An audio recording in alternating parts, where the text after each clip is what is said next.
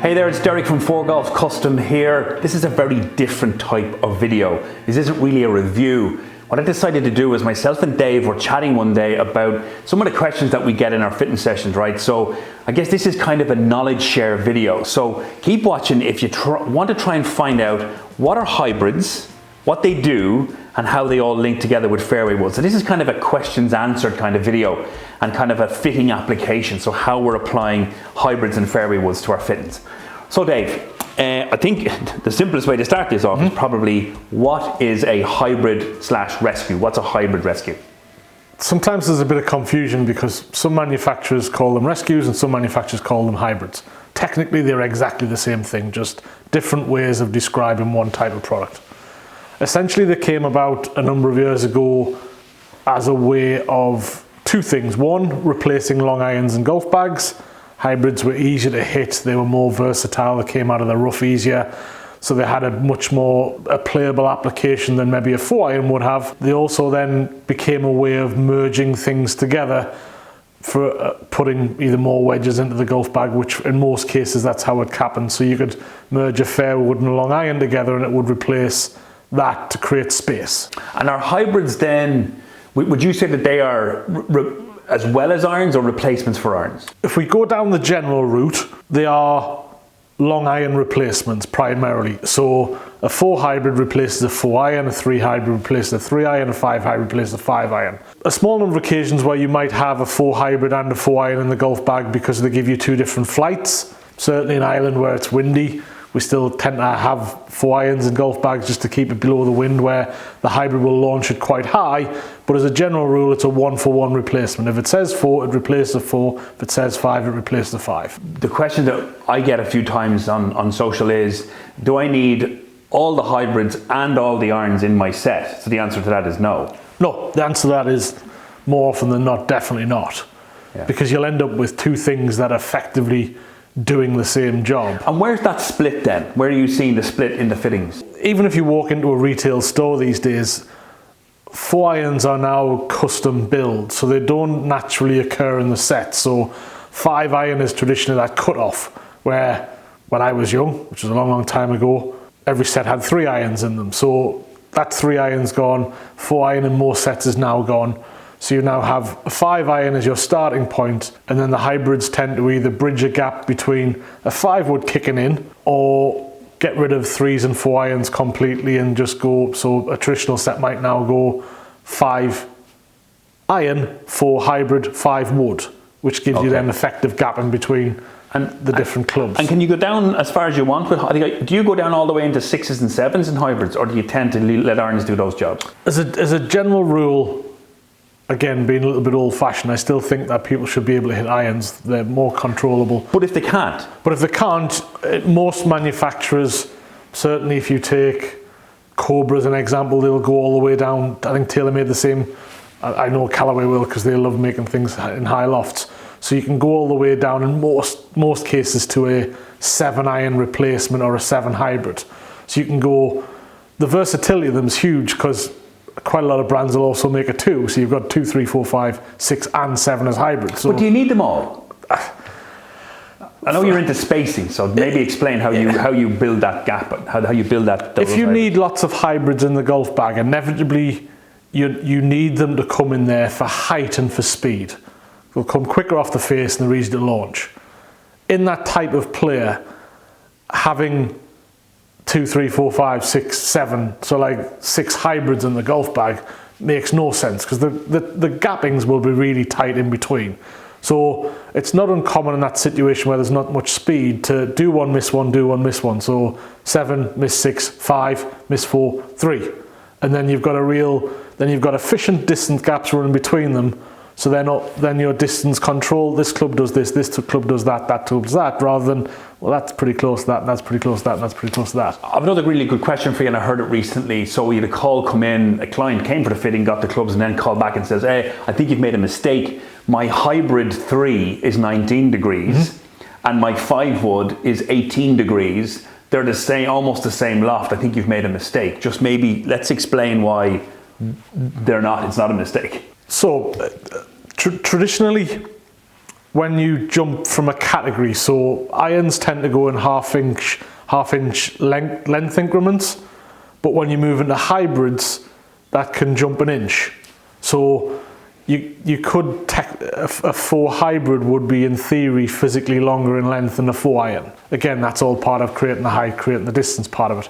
So when you go from a 3 hybrid at 19 degrees, in fact I've done this twice this week, and an 18 degree fairway wood, you've got 1 3/4 inches more often than not in length. Now, length equals leverage, leverage creates speed. You have a different shaft profile in a fairway to a hybrid. So, and I guess the heads are doing different things. Yeah, and the different sizes, and they're bigger, and there's more bulk to them, so the flights are all different. So traditionally over the years, launching a 3 wood off the ground as an amateur golfer has always been one of the most complex things to do. So if you put more loft onto it and build it longer in length, it'll always go further than a hybrid. So it's quite common to have both a 3 hybrid and a 18 degree 5 wood, but in theory the 18 degree is doing the job of a 3 wood. But they're very different. It might have 5 written on there, but it does the distance or the launch required to get the maximum 3 wood distance. I guess it's why fitting is critical, and if you're new to the channel, you're very welcome. This is ForeGolf Custom, so we're a custom fitting outfit here in Ireland, and all the information that we have, we're trying to share some of this knowledge that we'd see in our fittings. If you're new, please subscribe to the channel, because this is all about fitting information, and ring that bell so that when we do these videos, you will be able to get notified. We will be doing more of these kind of informing sort of application fittings, so stay tuned. Then in terms of this application, and Dave, so let's maybe have a discussion piece around, you know, hybrids and fairway woods. In terms of those split lofts, like what sort of player profile are you seeing these best working? As a general rule, if you need more hybrids in your golf bag, it tends to be a launch and a speed thing. I know I've said that a couple of times now, but so then slower speed profile, more hybrids, more launch, more hybrids, where if you have speed, power and strength, the extra control that an iron gives you might outweigh a hybrid.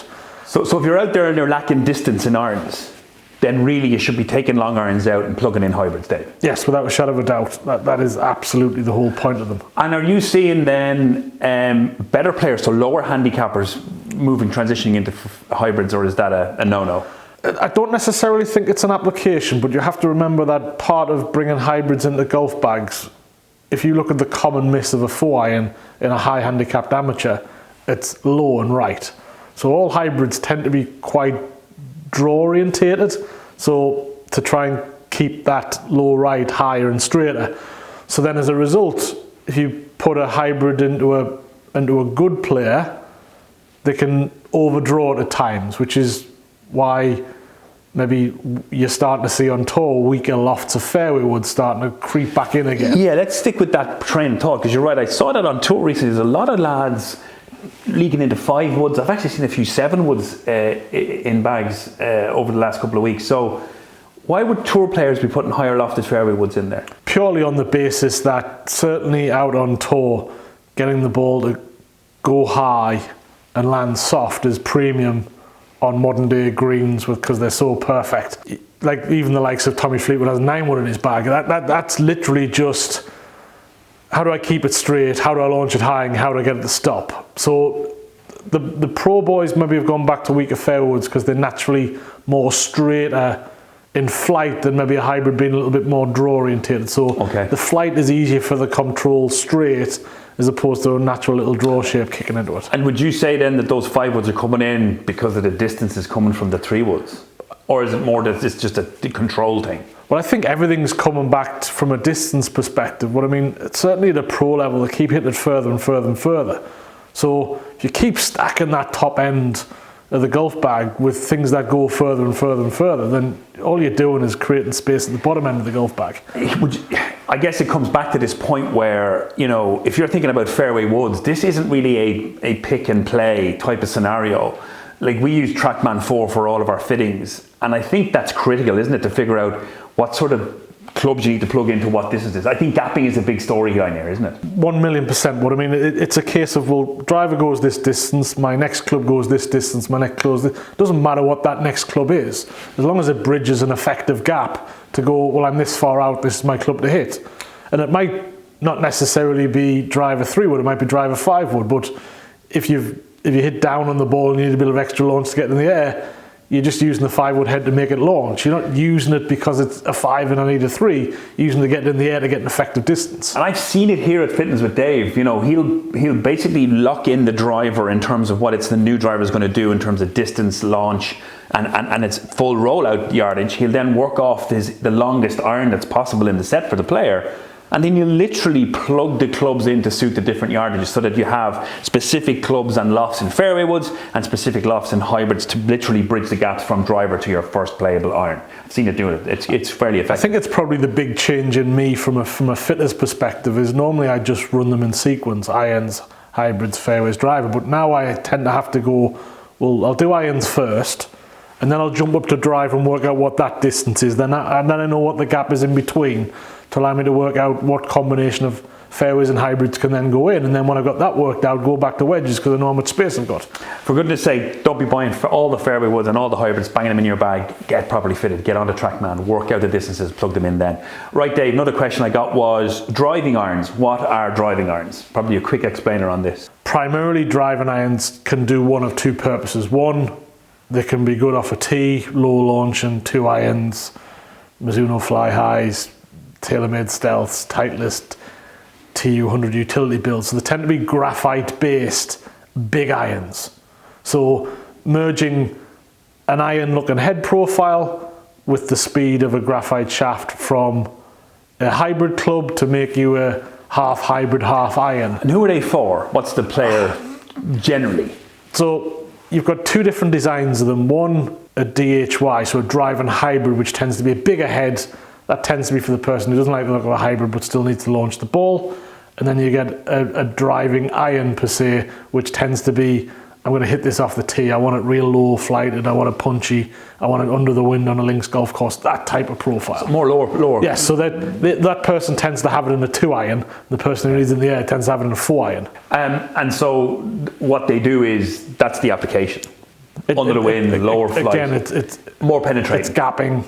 Yeah. It's height. But it's also for speed, isn't it? So if you get a guy or a girl who's quite strong, hits the ball hard, it's to regulate that flight. Yeah, it's to try and, so instead of an iron going there and then you jump into your next wood and you've got a 30-yard gap, it sits in there at that 15 to bridge it more effectively. Right, let's quickly pull it together then. I think a really good kind of, I guess, a guide for people at home is, let's give the best-in-class hybrids for maybe 2 different scenarios on your fitness that you've done let's say in the last week. Yep. Give us your best in class on sort of what works best. Down the hybrid route first, I think primarily you need them for distance, so probably best in class for distance, probably TaylorMade.